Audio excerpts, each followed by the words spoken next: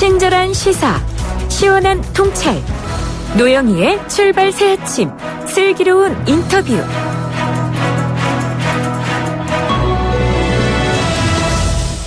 일본을 방문 중인 문희상 국회의장이 일제강제동원 문제법으로 1+1+ 알파 방안을 제안했습니다. 양국이 국민 성금으로 재원을 마련하자, 이런 방안이었는데요. 여기에 대해서는 일본이 수용할 수 없다라는 입장을 밝혔고요. 문희상 의장은 또 일본에서 혐한 단체의 시위를 비롯해서 여러 가지 때문에 순탄치 않게 힘들게 진행을 하고 있습니다. 지금 일본이 한국과의 관계를 어떻게 풀겠다는 것인지 사실 해법이 나오지 않고 있는 상태인데요. 이와 관련해서 일본 게이센 여학원 대학교 이영채 교수와 함께 알아보도록 하겠습니다.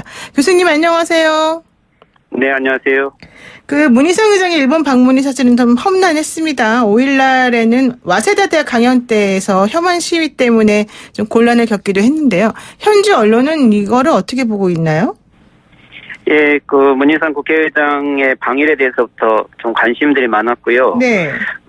특히 전 일왕에 대한 사죄 발언에 대해서 좀 문 의장이 유감 표명을 했기 때문에 일본 국민들이나 미디어들이 좀 관심은 많은데 우익들은 오히려 문 의장의 새로운 제안들이 혹시 한일 간에 타협을 만들지 않을까 해서 좀 많이 경계하고 또 아주 반발을 하고 있고요.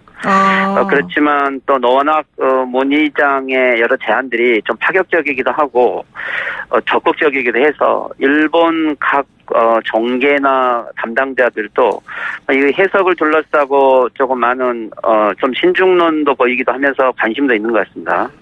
그러니까 이제 이거를 어떻게 받아들여야 될지부터 조금 혼란스러워하는 부분이 있다 이런 얘기인 것 같은데 사실 이낙연 총리가 지난번에 방문을 하고 오고 어제 또 우리 대통령하고 어젠가 그젠가 일본 총리하고 그저께 그렇게 좀 대화도 나눴기 때문에 뭔가 좀 풀리지 않을까 기대도 조금 했는데 사실 또 그 분위기는 아닌가 보네요.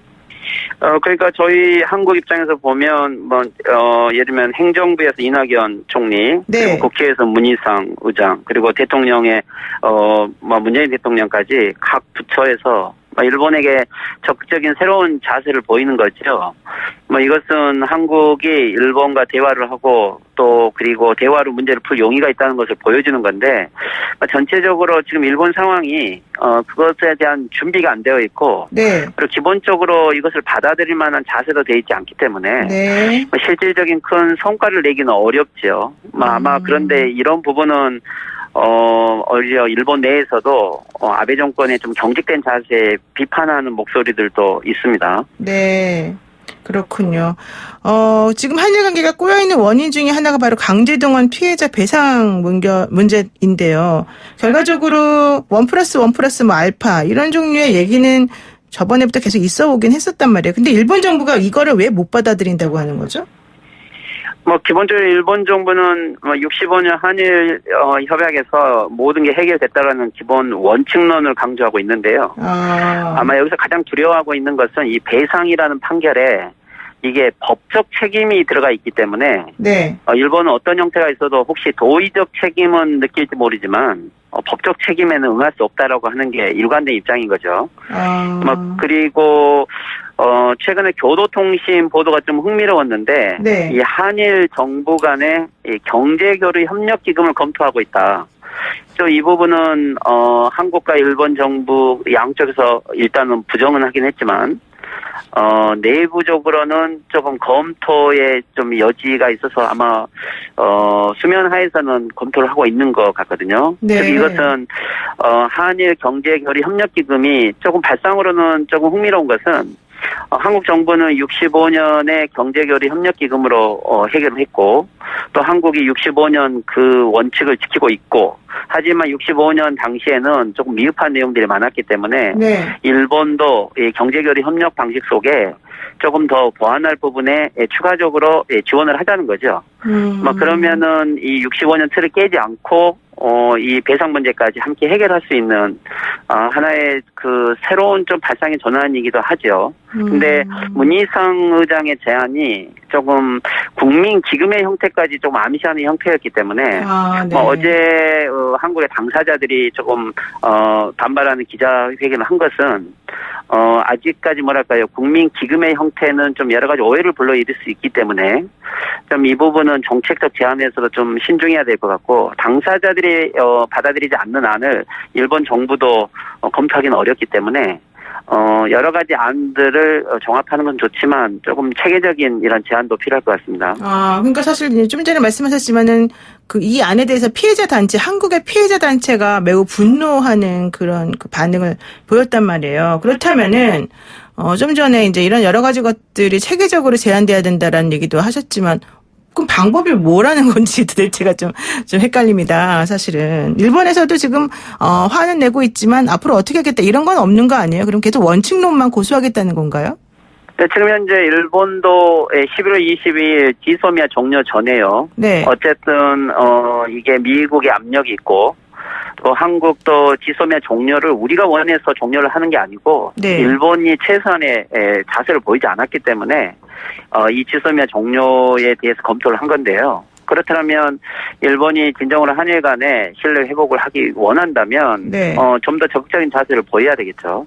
그렇지만 미국에 대한 압력을 받아서 형식적으로 한국과 정상회담 환담을 나누는 정도밖에 안 된다면 한국에서는 적극적으로 22일 이전까지는 외교 활동을 하겠지만 일본의 자세가 전혀 변함이 없으면 애매한 타협을 할 필요는 없다고 봐요. 이것은 실질적으로 미국 입장에서도 한일 간이 정말 중요하고 정말로 미국에게 이익이 된다고 한다면 일본의 지금의 자세를 바꾸지 않는 한 한국이 애매하게 타협을 해서 더 문제를 복잡하게 만들어서는 안 된다고 보거든요. 그렇군요.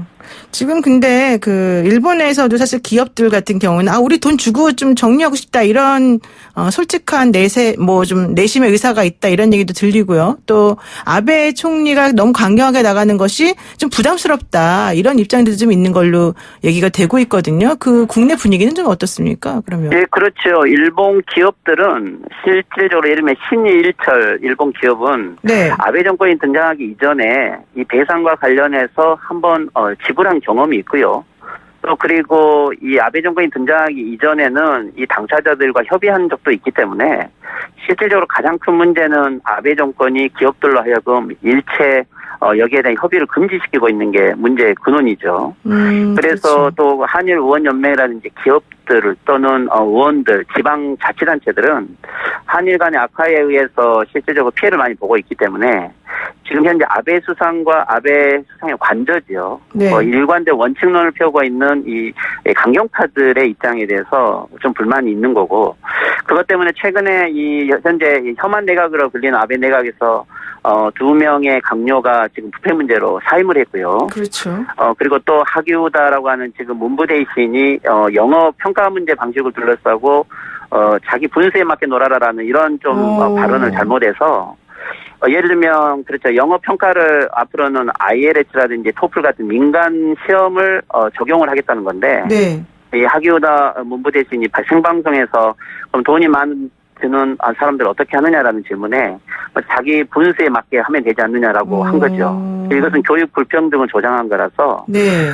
오히려 이게 지금 대학이나 교육 현장에 아주 큰 혼란을 가지고 있어서 아마 한두 명의 더 사임이 또 거론될 수도 있기 때문에 네. 아베 내각 입장에서는 여러 상황이 아주 안 좋죠. 그렇다면 이런 상황에 혹시 한국과의 타협이 어떻게 보면은 탈출구도 되겠지만 잘못하면 지지 기반을 붕괴시킬 수도 있기 때문에 네네. 지금 현재 아베 내각 입장에서는 아마 한국에게 오히려 더 큰 양보를 가져오면 모를까 자기 스스로 양보하려는 자세를 보이기가 더 어려운 상황에 지금 처해 있는 거죠. 그러니까 지금 아베 내각이 국내적으로 상황이 좋지 않은 상태에서 한국과의 관계를 어떻게 풀어나가느냐를 또 고심하지 않을 수가 없는 상황이다. 그래서 여러 가지 측면에서 지금 방법을 모색하는 것 같은데 지금 그래서 그런지 5일 문재인 대통령하고 가졌던 11분간의 그 면담에 대해서는 일본은 좀 약간 깎아내리는 분위기가 좀 있는 것 같아요. 네, 그렇죠. 어떻게 보면은 지금 아베 내각 자체가 준비가 되어 있지 않고 네. 정권 운영에 체계성이 없기 때문에 헌법 개정을 위한 목표밖에 없는 거죠. 네, 거기에 한국과의 관계가 이익이 되느냐 불이익이 되느냐는 계산을 하고 있기 때문에 네. 실질적으로 여기에 지금 한국이 적극적으로 제안한 안들이 그렇게 구체적으로 검토되기는 어려울 것 같고요. 네. 그래서 이 문재인 대통령하고 만났을 때 아베 수상은 만나지 않을 수 없는 상황임에도 불구하고 오히려 체면을 세우고 명분을 중요시 여기면서 오히려 원칙을 강조했다라는 입장으로 이야기를 하는데 이것은 좀 지금까지 일본 외교하고 다른 게 일본 외교는 실리를 추구하는 외교였고 명분을 그렇게 중요시 않았는데 네. 아베 내각은 이데올로기와 명분을 중요시하면서 일본의 국익을 많이 손해해온 이러한 외교를 지금 계속 하고 있는 거죠. 네. 그래서 그런지 어쨌든 뭐 우리도 사실 지소미아 종료 관련해서 원칙을 얘기했습니다만은 또 조금 미묘하게 좀 지소미아 종료 관련해서는 여유를 가지고 좀 융통성 있게 행동할 수 있다라는 취지를 조금 내비치기도 했습니다. 그러다 보면은 결과론적으로는 조금의 변수는 좀 생겼다 이렇게 볼 수 있는 건가요? 예, 그렇죠. 지소미아 종료는 물론 미국의 요구도 있기 때문에 네. 한국 입장에서는 최대한 일본에게 적극적으로 협의를 할 자세를 보일 필요가 있고요. 네. 이것은 미국의 압력 때문이 아니고 한국 입장에서는 다시 일본에게 언제든지 신뢰가 회복되면 지소미아 연장을 할 수 있다는 입장이기 때문에 네. 지금 각 부처에서 적극적으로 제안하는 것들은 한국으로서는 어른스러운 외교라고 보이고요. 네. 하지만 일본은 이것이 지금 미국에 의존을 해서 한국에게 압력을 가하겠다는 건데 그렇죠. 그렇죠. 혹시 미국에 의존해서 한국이 지소미아 종료를 연장하더라도 네. 네. 이 일본은 미국에 대한 또 거기에 대한 지불을 아주 크게 해야 되는 거죠. 네, 그렇습니다. 네, 그래서 오늘 보이지 않는 부분에 손해를 많이 보고 있는 거죠. 네, 그렇습니다. 한국은 어른스러운 외교를 하고 있다. 이 말이 참 와닿습니다. 네, 오늘 말씀 여기까지 듣겠습니다. 고맙습니다. 네, 수고하십시오. 네, 지금까지 일본 게이센 여학원 대학교 이영채 교수와 함께했습니다.